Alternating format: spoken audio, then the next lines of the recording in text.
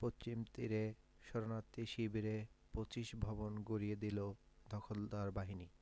বৃহস্পতিবার উত্তরাঞ্চল নূর শামস শরণার্থী শিবিরে অন্তত ২৫টি ভবন গুঁড়িয়ে দেয় দখলদার বাহিনী। ভবনগুলোতে প্রায় ১০০টি পরিবার বসবাস করত।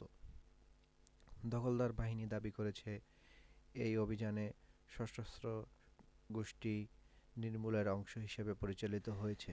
ইরানে উচ্চ মুদ্রাস্ফীতি এবং অর্থনৈতিক সংকট, বিক্ষোভে নিহত হয়েছে অন্তত ২ জন। রাষ্ট্রপতির আদেশে ঘোষণা করা হয়েছে যে ২ জানুয়ারি থেকে পর্যটন এবং ট্রানজিটের উদ্দেশ্যে আসা চীনা নাগরিকদের তুরস্কের বিনা ভিসায় প্রবেশাধিকার দেওয়া হবে।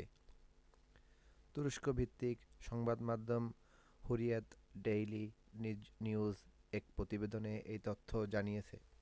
পাকিস্তান চীন পররাষ্ট্রমন্ত্রীদের সপ্তম দফা কৌশলগত সংলাপের সাহসিত করতে উপপ্রধানমন্ত্রী এবং পররাষ্ট্রমন্ত্রী ইসাক দার বেইজিং সফর করেন।